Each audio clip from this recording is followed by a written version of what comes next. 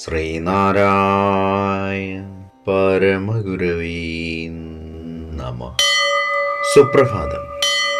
1711 ദിവസമായ ഇന്ന് 2026 ജനുവരി മാസം 20 ചൊവ്വാഴ്ച, 1201 ആണ്ട് മകരമാസം 6 ഗുരുവചനങ്ങളിലൂടെ.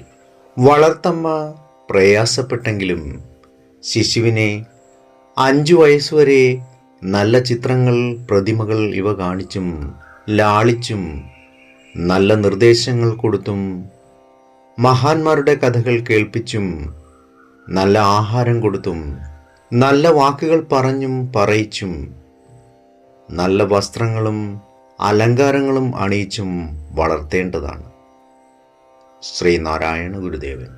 ശ്രീ നടരാജഗുരു എഴുതിയ ഗുരുവിരൽ എന്ന പുസ്തകത്തിൽ വിഗ്രഹഭാഷയിലെ ആരോഹണയോഗം എന്ന് വിവരിക്കുന്നതിൻ്റെ 6ാം ഭാഗമാണ് ഇന്ന് അവതരിപ്പിക്കുന്നത്. പ്രതീകമെന്ന നിലയിൽ മനസ്സിലാക്കിയാൽ വിഗ്രഹം എന്നത് ഭാഷാപ്രധാനമാണ്. എന്നാൽ ഒരു വസ്തുവെന്ന നിലയിൽ അത് വെറും കല്ലാണ്, അഥവാ തടിയോ ലോഹമോ കടലാസോ മറ്റെന്തെങ്കിലുമോ ആണ്. അതായത് വെറും ജഡം. എന്നാൽ വെറും സാധാരണക്കാരനായ ആരാധകൻ പോലും വിഗ്രഹത്തെ ഒരു ജഡവസ്തുവായി കാണാറില്ല. വിഗ്രഹം അയാൾക്ക് പല സന്ദേശങ്ങളും നൽകുന്നുണ്ട്. ഒരുപക്ഷെ അത് അസ്പഷ്ടമായിരിക്കാം, അപരിഷ്കൃതമായിരിക്കാം.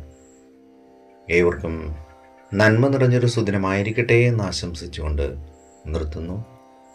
നന്ദി, നമസ്കാരം. ഗുരുധർമ്മം ജയിക്കട്ടെ. ശബ്ദം നൽകിയത് സുജീഷ് മഹേശ്വരി.